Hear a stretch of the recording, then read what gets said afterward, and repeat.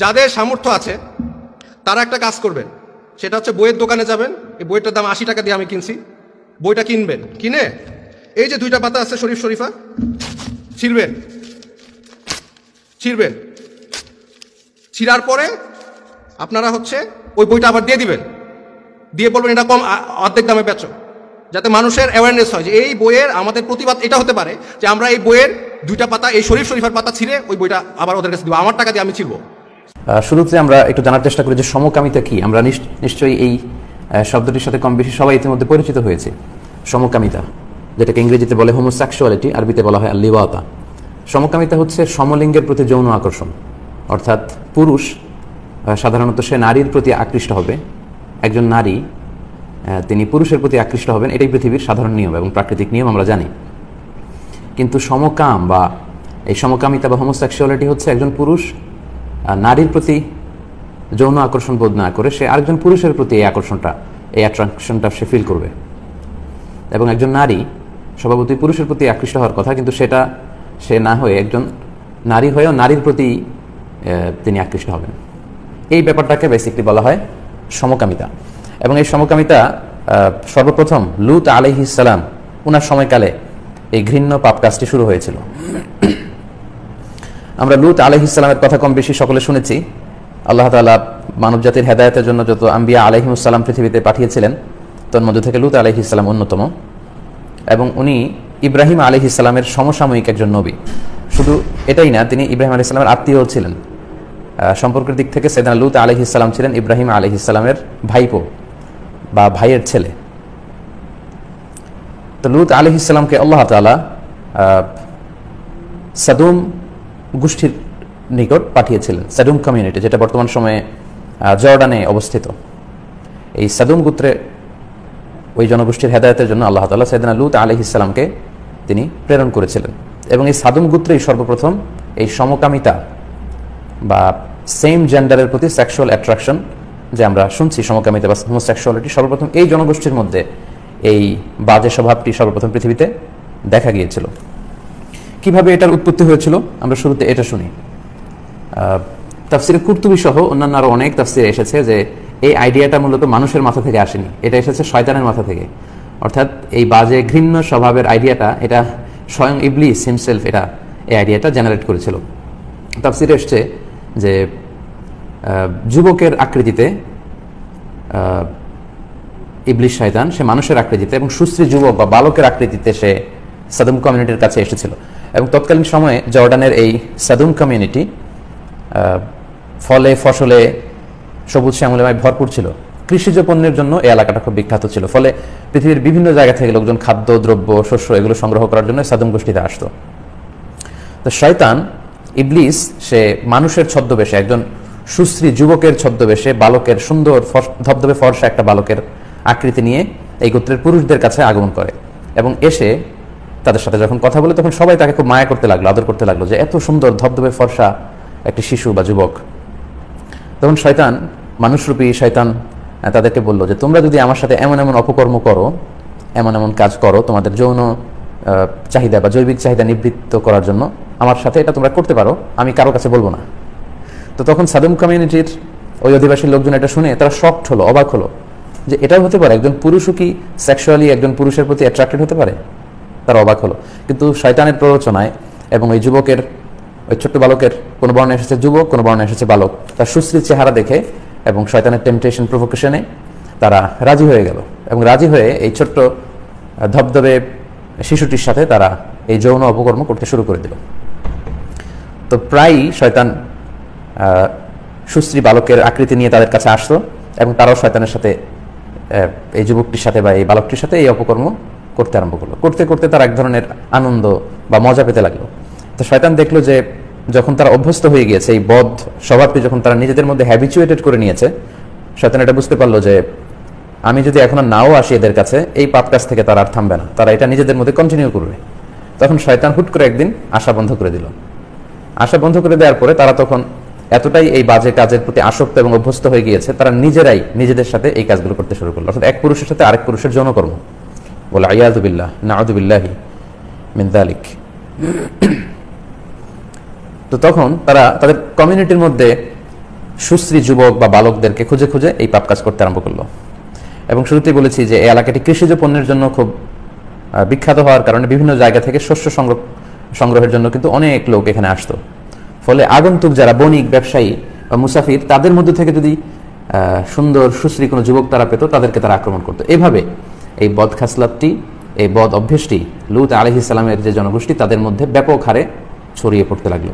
এবং পবিত্র কালামুল্লাহ মাজিদ আমাদেরকে কনফার্ম করেছে যে এই পৃথিবীতে লূত আলাইহিস সালামের কওমের আগে বা ওনার জনগোষ্ঠীর আগে, এলাকাবাসীর আগে পৃথিবীতে কেউই এই পাপ কাজটির সাথে পরিচিত ছিল না এবং কেউই এই পাপ কাজটি তার জীবনে কখনো করেনি। সূরাতুল আরাফের 81 নম্বর আয়াতে আল্লাহ তাআলা এই বিষয়টি কনফার্ম করেছেন।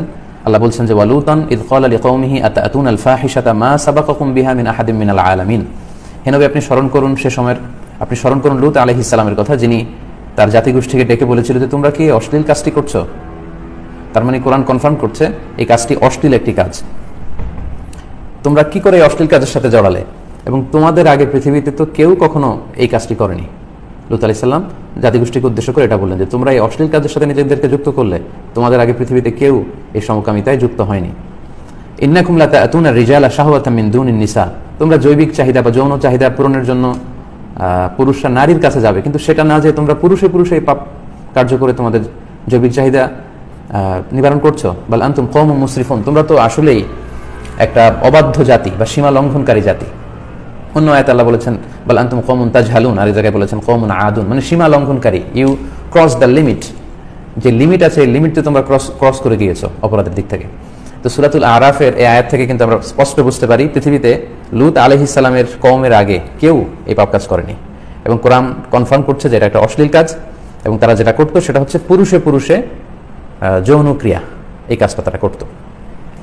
তো এই কাজ যখন পুরো এলাকার মধ্যে ছড়িয়ে পড়লো, সাইয়েদনা লূত আলাইহিস সালাম আল্লাহর আদেশে ওনাদেরকে দাওয়াত দিলেন, জাহান্নামের ভয় দেখালেন, আযাবের ভয় দেখালেন, কিন্তু কোনো কিছুতেই এই দাওয়াতে কাজ হলো না। উনি ব্যর্থ হলেন ওনাদেরকে বুঝাতে। ফলে এই পাপ কাজ এলাকার মধ্যে ছড়াতেই লাগলো, এবং তারা একটা গ্যাংস্টারের মতো করে ফেলেছিল। তারা বিভিন্ন জায়গায় সুশ্রী সুন্দর যুবক বা বালক সেখানে আছে শুনলে তারা সেখানে যে হামলা করতো এবং অনেকটা অত্যাচার করে ওই যুবকের সাথে বা বালকদের সাথে তারা এই সমকামিতা চর্চা করত। তো সাইয়েদনা লূত আলাইহিস সালাম তিনি আযাবের ভয় দেখালেন, শাস্তির ভয় দেখালেন, কিন্তু কোনোটাতেই কোনো কাজ হলো না।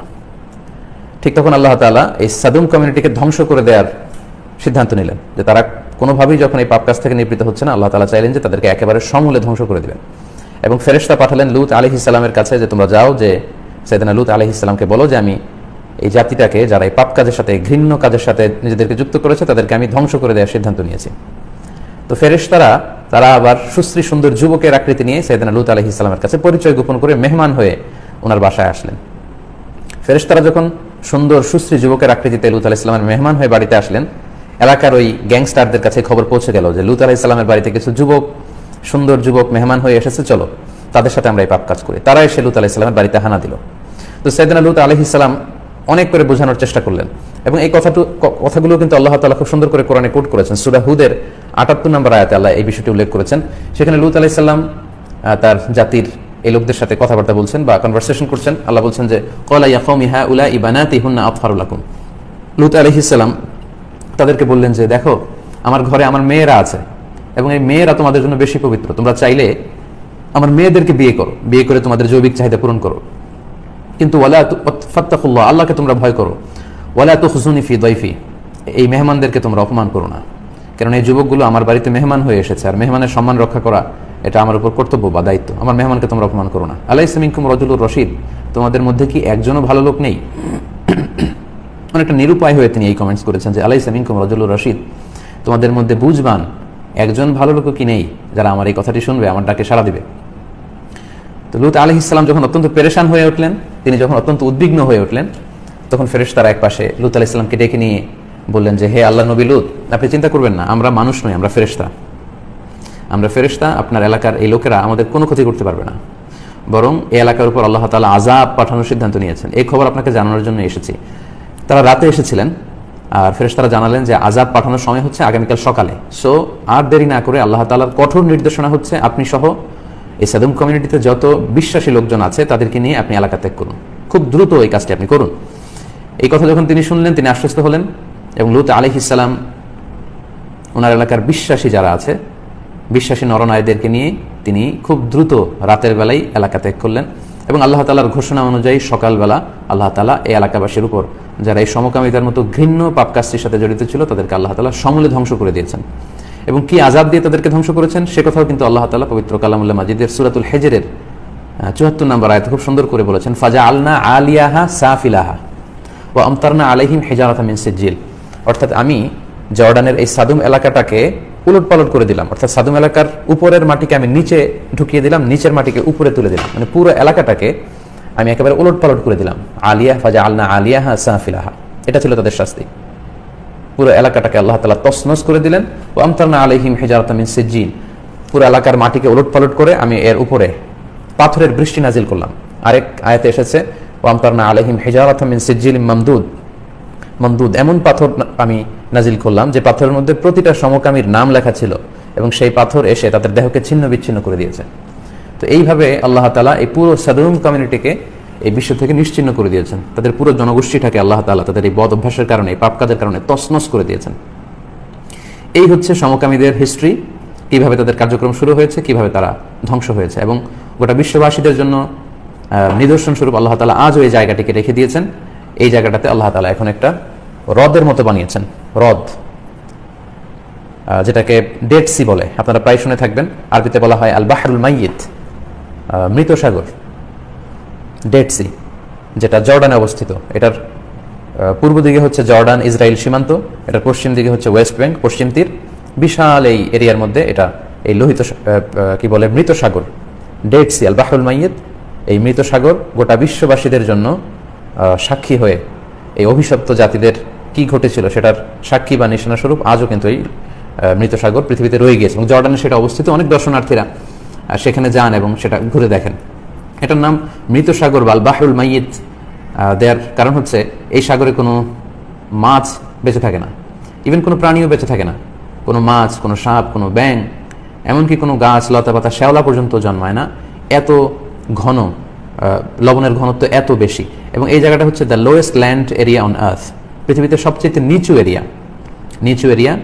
এবং এই মৃত সাগরের লবণের ঘনত্ব, সল্ট ডেন্সিটি এত হাই, সেখানে মানুষ ডুবে না, সাঁতার কেটে সেখানে ভেসে থাকা লাগে না, মানে সবকিছু সেখানে ফ্লোটিং অবস্থায় থাকে। মানুষ হাত পা না নাড়ালেও সেই সাগরের মধ্যে মানুষ ভেসে থাকে এবং সেটার সল্টের density at least 8 times more than the ocean water.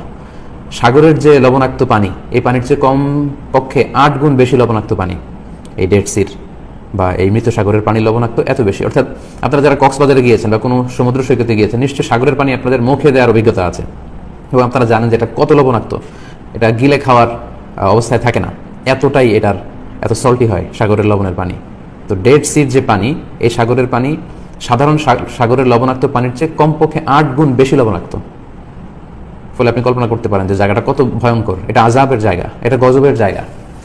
লূত আলাইহিস সালামের কওমের এই পাপ কাজের কারণে আল্লাহ তাআলা পুরো জাতিগোষ্ঠীটাকে তছনছ করে দিয়েছেন, একেবারে সমূলে নির্বংশ করে দিয়েছেন, ধ্বংস করে দিয়েছেন এবং জায়গাটাতে আল্লাহ তাআলা এখন ডেড সি বানিয়ে দিয়েছেন, মৃত সাগর। সেখানে কোনো গাছপালা জন্মায় না, সেখানে কোনো মানুষ ডুবেও না, সেখানকার সল্ট ডেন্সিটি এত হাই। তাহলে পবিত্র কালামুল্লাহ মাজিদের আলোকে আমরা কিভাবে সমকামিতার উৎপত্তি পৃথিবীতে হয়েছিল, কোন জাতিগোষ্ঠীর মধ্যে হয়েছিল এবং তাদের কি ভয়ঙ্কর পরিণতি হয়েছিল, এটা আমরা জানতে পারলাম। এবার যদি আমরা সুন্নাহর আলোকে একটু আলোচনা করি, আল্লাহ রাসূল সাল্লাল্লাহু আলাইহি ওয়াসাল্লামের সুন্নাতে এ ব্যাপারে কি জানতে পারা যায়, আমরা যদি সে ব্যাপারে একটু কথা বলি, তাহলে আমরা এখানে মুসনাদে আহমদ ইবনে হাম্বলের একটা হাদিস আমরা প্রথমে উল্লেখ করতে চাই, যে হাদিসে বলা হচ্ছে যে আল্লাহ তাআলা এই পাপ কাজের সাথে যারা যুক্ত হবে তাদেরকে লানত দিয়েছেন, অভিসম্পাত করেছেন, কার্ডস অন দেম। আল্লাহ তাআলা যদি কোনো কাজের কারণে তার বান্দাকে লানত দেন, তাহলে বুঝতে হবে ওই কাজটা এটা সাধারণ কোনো কাজ না, এটা মহাপাপ, অনেক বড় পাপ, এটা কবিরা গুনাহ। It's not the minor sin, it's the one of the major sins. এটা কবিরা গুনাহ, গুনাহে কবিরা, যেহেতু আল্লাহ তাআলা সরাসরি অভিসম্পাত করেছেন যারা এই কাজ করবে। হাদিসটি এসেছে মুসনাদে আহমদ ইবনে হাম্বলে, হাদিসটি হাসান পর্যায়ের হাদিস। হাদিসটি বর্ণনা করেছেন সাইয়েদনা আব্দুল্লাহ ইবনে আব্বাস রাদিয়াল্লাহু তাআলা আনহু। আল্লাহ রাসূল সাল্লাল্লাহু আলাইহি ওয়াসাল্লাম ইরশাদ করছেন, লাআনাল্লাহু মান আমিলা আমালা কওমি লূত, লাআনাল্লাহু মান আমিলা আমালা কওমি লূত সালাসান। আল্লাহ রাসূল সাল্লাল্লাহু আলাইহি ওয়াসাল্লাম 3 বার বলেছেন যে যারা লূত আলাইহিস সালামের কওম বা জাতিগোষ্ঠী যেই পাপ কাজ করে ধ্বংস হয়েছে, এই কাজ যারা করবে তাদের উপর আল্লাহ লানত, তাদের উপর আল্লাহ লানত, তাদের উপর আল্লাহ লানত, অভিসম্পাত। 3 বার রাসূল সাল্লাল্লাহু আলাইহি ওয়াসাল্লাম এই অভিসম্পাতের কথা আমাদেরকে শুনিয়েছেন। ফলে এই হাদিস থেকে আমরা বুঝতে পারি এটা অনেক বড় ধরনের একটি কবিরা গুনাহ। এটা যেন তেন কোনো ব্যাপার নয়, এটা ভয়ঙ্কর একটি ব্যাপার। আমরা সুন্নাহর আলোচনায় আরও একটি হাদিস এখানে উল্লেখ করতে পারি। হাদিসটি এসেছে সুনানে তিরমিজিতে এবং হাদিসটি সহিহ হাদিস। এই হাদিসের বর্ণনাকারী ও সাইয়েদনা আব্দুল্লাহ ইবনে আব্বাস রাদিয়াল্লাহু তাআলা আনহু, তিনি বলেন আল্লাহ রাসূল সাল্লাল্লাহু আলাইহি ওয়াসাল্লাম বলেছেন, মান ওয়াজাদতুমুহু ইয়ামালু আমালা কওমি লূত, লূত আলাইহিস সালামের কওমের মধ্যে যে পাপ কাজটি ছিল, অর্থাৎ তারা যে সমকামিতা করতো, তোমরা যদি কাউকে এই সমকামিতা করতে দেখো এবং এই অবস্থায় যদি কেউ ধরা পড়ে, তাহলে ফাকতুলুল ফাইলা ওয়াল মাফউলা বিহ, যে এই পাপ কাজ করছে তাকেও তোমরা হত্যা করো, যার সাথে করা হচ্ছে তাকেও তোমরা হত্যা করো। এটা হচ্ছে আল্লাহ রাসূল সাল্লাল্লাহু আলাইহি ওয়াসাল্লামের নির্দেশনা। এক্ষেত্রে একটা জিনিস জেনে রাখা ভালো, হত্যা করার এই যে গাইডলাইন, এটা হচ্ছে ইসলামিক স্টেট করবে, স্টেট বা গভর্নমেন্ট করবে। আমিরের পক্ষ থেকে নির্দেশনা জারি হবে। আল খিলাফ আল ইসলামিয়া যখন থাকবে, এই আল খিলাফ আল ইসলামিয়া এই কাজটি করবে। এটা কিন্তু ব্যক্তিগতভাবে ইন্ডিভিজুয়ালি পালন করার কোনো বিষয় নয়। অর্থাৎ আপনি কাউকে দেখলেন যে তারা সমকামিতায় লিপ্ত আর আপনি ধরেই তাকে হত্যা করতে যাবেন না, it's not your responsibility, it's the total responsibility of the state. Government will do this punishment. রাষ্ট্র এই শাস্তিটা দিবে। আল খিলাফ আল ইসলামিয়া যদি আমরা কখনো এস্টাবলিশ করতে পারি, তখন এই আল খিলাফ আল ইসলামিয়ার উদ্যোগে এই শাস্তি দেয়া হবে। আলহামদুলিল্লাহ, ইতিমধ্যে প্রায় 28,000 দিনী ভাই এবং বোনেরা আমাদের এই লাইভটি শুনছেন। তার মানে অনেক বিশাল সংখ্যক লোকজন আপনারা শুনছেন। আমি আপনাদেরকে লাইভের মাঝখানে আবারও অনুরোধ করি যে কমেন্টস করা এবং লাইক দেওয়ার চেয়ে আজকের লাইভটি শেয়ার করে দেওয়াটা হবে খুব বেশি গুরুত্বপূর্ণ। তাই আমি আপনাদেরকে বলে রাখছি যে আপনারা অবশ্যই লাইভটি শেয়ার করবেন, যাতে সবাই এই আলোচনাটি থেকে উপকৃত হতে পারে। সম্মানিত সুধী, তাহলে এই শাস্তি বিধান জারি করবে স্টেট গভর্নমেন্ট, এটা ব্যক্তিগত পর্যায়ে এই কাজটি করা যাবে না। তাহলে আমরা বুঝতে পারলাম যে ইসলামী শরিয়ার আলোকে এই সমকামিতা একটি মারাত্মক শাস্তিযোগ্য অপরাধ। শুধুমাত্র অপরাধ বললে ভুল হবে, এটি ভয়ঙ্কর একটি শাস্তিযোগ্য অপরাধ এবং এর শাস্তি হচ্ছে মৃত্যুদণ্ড।